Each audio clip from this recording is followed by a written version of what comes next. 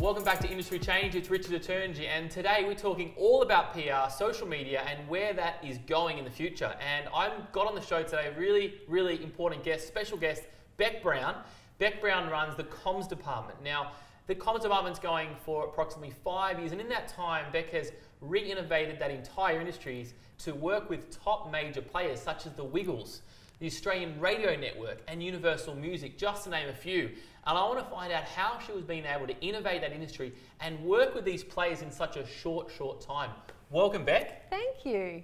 You've gone from different stages and really innovated to where you are today. So maybe you can share with us a little bit of context around who Beck Brown is. Okay, some context. Because you're always behind the scenes, aren't you?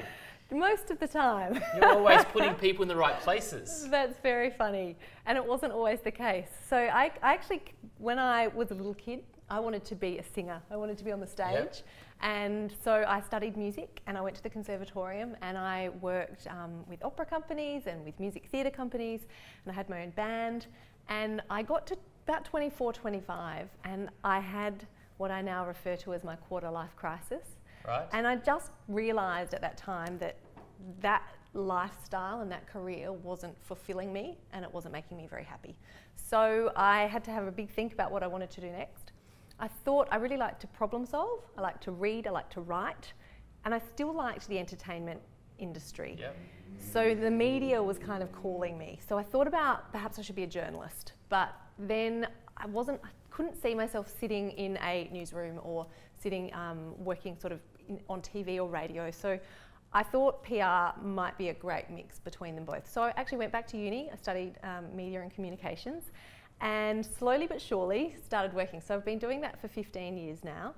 And I had a 5-year stint working as a PR director at Universal Music Australia, which was a huge, great learning curve and great experience to, again, start working with really big names, learning how to deal with very big name talent and making sure that they have what they need, but also learning exactly what the media needs in order to turn around a great story. Yep. So 5 years ago, I went out on my own and set up what was at the time called Beck Brown Communications, and I honestly thought it would just be a little consulting business, just me, and I was originally going to be working from home and I was going to work out what I was going to do from there. Right. Now, very quickly, I was very lucky. Like most people get into business, they get their name and they see how we go. That was it. And I will be the first to say that I was I was a business without a business plan. There was no business plan when I started, which I wouldn't necessarily recommend. But what I did do, I read so many books. I researched. I didn't just go into it blindly thinking, what am I going to do here? My husband also gave me an ultimatum. He said, babe, you got 6 months for this to work, and if it doesn't work, you got to go find a job. Right. So and the pressure. Exactly. Somebody gave me some great advice. It was a manager of a quite big name international artist who I probably shouldn't name, but he said to me at the start, when you do go into PR, it's very easy sometimes to just take a job for the money. But he said, be very selective about what you take on. You have to absolutely believe in it and be passionate about it and love everything about it so that you can sell it. And if you don't have those things, you probably aren't the right person for that particular brand. 2 things happened. One, I was so passionate about the things I did choose, I did a really great job on them.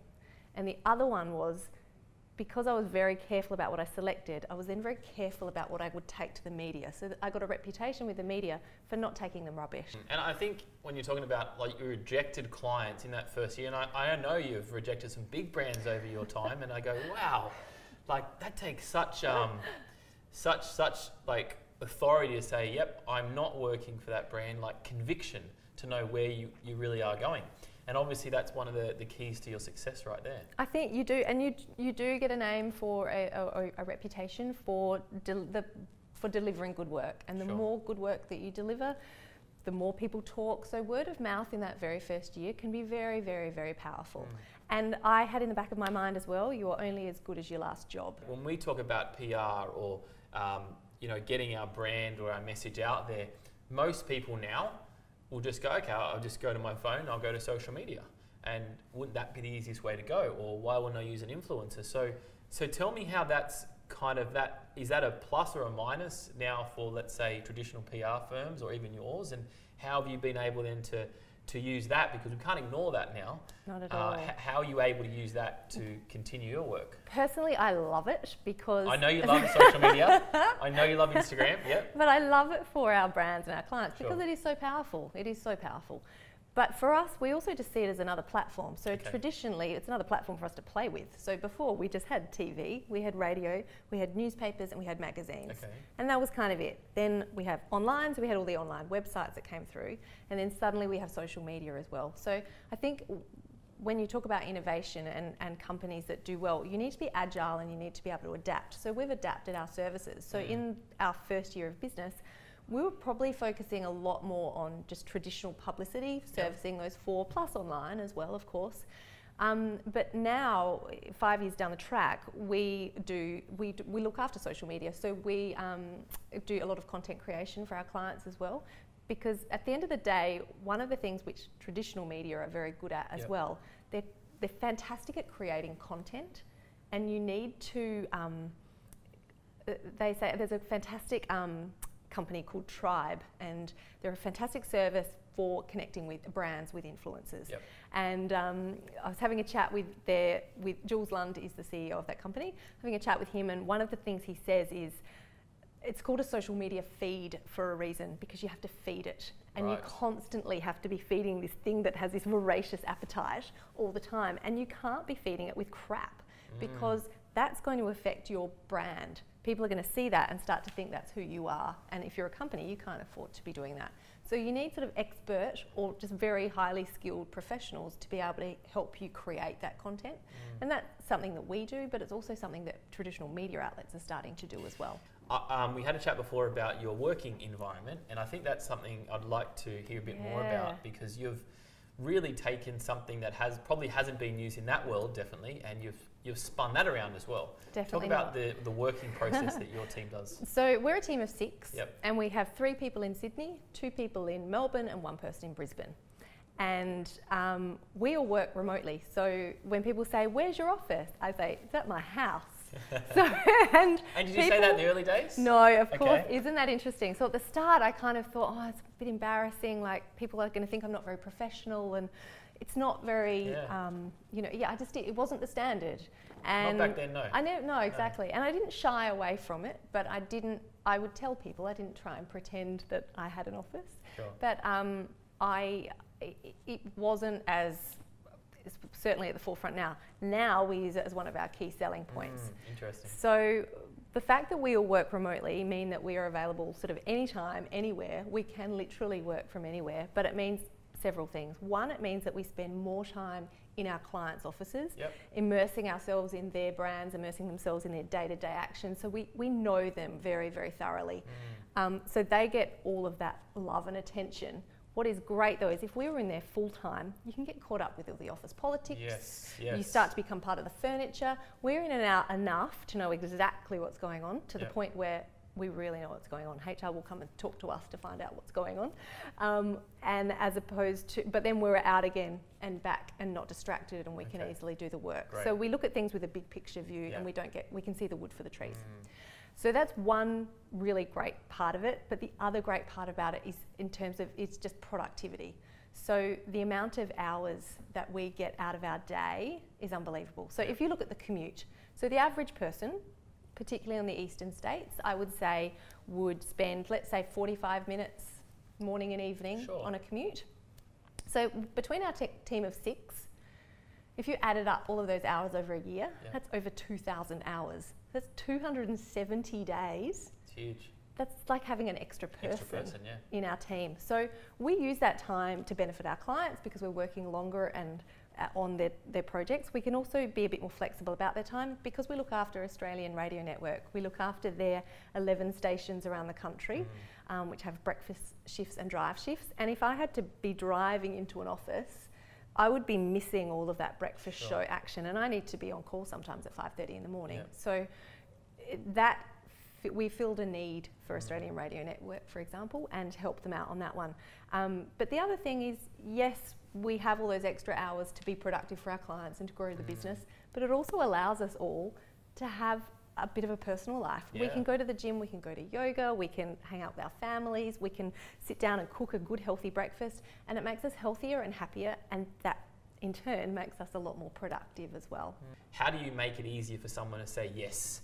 And that's won us a lot of contracts, a lot of work, a lot of fun stuff that we've done. And I'd like to hear your opinion on that fact. How do you actually get chosen out of the vast majority of stories and articles out there? And how does someone say, yes, I want your story? What's that secret recipe? Do you know, because a good PR has two things. They have contacts that they've built up over years in the industry, absolutely. But the other thing they have is they know how to service the media to, like exactly what you said. Service the media, okay, I like that. But you said to make it easy for somebody to say yes. That's our job. Okay. So your job is to learn what a journalist wants and what they need, and then you make it happen for them. So Sure. that's basically what we're doing. So, okay, if you don't have the funds to hire a PR professional, which I completely understand, although sometimes you can get packages that are much better and tailored to your fit. So do have a chat around. Don't particularly now it's a very competitive environment. Yes. There are certainly PR companies who will work with small budgets. I think there's a lot more now that Absolutely. are doing that. So a journalist is looking for two things. They want a good story, and a good story is something that entertains, or it's either got to be entertaining or it's got to be informative. Great. It has to be those two things. Preferably both, that'd be great. Or the other thing, it has to be emotive. That might be another one. So something that might tug at the heartstrings and make if you could put feel. the 3 in 1, that would be great. Amazing, perfect, great. The trifecta would be excellent. So have a look at you. The other thing is sort of if you're doing a world first or an industry first, or if you're trying to do something for the first time, that's also that becomes quite newsworthy. Great. So have a look within your business, see if there's something that fits any of those things, and then start deciding what to do about it. You do have to kind of have a very clear head with it. Maybe try it with people who aren't in the business, because there's never going to be anybody as passionate about your business and the thing that you're talking about as you are. So give it to somebody and just say, what do you think about this as a great news angle? And what you need them to look at is they might just go, and every time they say so, you need to have an answer for them. Right, and that's where I think maybe people go wrong. They get it out and then they can't get over that like what's next kind of thing. Exactly. You just have to make sure that you answer the question of why is this important? Why is this relevant to that person, that reader, that viewer, that listener in that demographic? Great. Those media want stories. They need stories. They need stories, right? And I think that really sums things up, because if you go in with the mindset, so listen, if you've got a great article, a great story, great angle, they need to run stuff. That's their job. They need content, right? Yeah. So if you keep that in mind, if we are literally here to help you, but on the flip side, you do need to know they're not there to do you a favour at all. At all. So they are doing you a favour running your story. And is that the perception, because they've got the paper, they've got the radio? Do they still feel in control? I think that there will probably always be a little element of, well, this is our publication and we need to, but they don't sit there and do it on purpose. They just sit there going, we need to service our readers. Yeah, sure. And we it's need the same to service now our viewers. with blogs, and if you're a big influencer on social media, you're always going to choose who you're going to push and promote or do a shout out for. Exactly. So everybody wants to sort of look after somebody. They're trying to service their audience. And you're trying to service the journalist, but make sure that you hopefully get your key messages. It's like any business relationship, any business dealing, both parties are going to have to win. Yes. And you have to make sure that you can get both parties winning. Absolutely. If you get a win-win, that's just the best scenario ever. Let's talk about, just quickly, some random fun things. Like I see social media going crazy, and then some people have millions and millions of fans, and I go, wow, do they even need a social media kind of company or person? And I was looking at it was just The Rock the other day, and he did a movie, and he was just kind of promoting when he was filming, and it was almost like, well, he's got, I think, some ridiculous amount of followers, right? Millions and millions. I think it's 79. I don't know how many millions he's got. And I thought, well, heck, that is so already organically promoting. Do you reckon, where the ways the future is going to go with movies and kind of major celebrities? Is it just like a shout out? Is that what we need? When you've got followers, Yep. you then have currency. So you can then trade that for various things. Sure. So that's the other thing to keep in mind. When media are running stories, let's say they run a story on Com, and Com then goes, fantastic, thanks so much, and you share that with all of your social media followers. Yep. The media outlet's going to get more clicks on their thing because you've shared it with all of your database as Yep. well. So the media are happy because they're getting lots of clicks on their story. Their editor's going, you're amazing, that's great. And then the journalist goes, great, what else have you got? Let's work together more. All right, Beck, I just want to ask you one more question. I would love to know, as a trendsetter, I see in your industry, you've set trends after trends, and you can see what's happening, and you're being agile enough and fast enough to get to that and to work it and to move to the next process before even people got out of bed. So I would love to know, where do you see this industry, PR, social media, social branding, let's say in the next 10 years? Oh, let's 10 put it years. out there. I can't even look 10 years. Can you even predict it? No. You honestly, give me 5 years then. I'll predict 5 years, and it's still going to be very hazy, I'm afraid, because what we have seen is there's this huge fragmentation of audiences. So they're everywhere. They're across all of the different platforms. They're online, they're on TV, they're on social media, they're on radio. So there's a few things that will happen. Let's just look at social media, for example. Okay. Which platform is going to be around? Is it going to be Facebook? Is it going to Sure. be Twitter? Is it going to be Instagram? Is it going to be Snapchat? Is it going to be something completely different? Okay. We actually don't know that yet. So that's one thing that we Yep. don't know where they're going to be.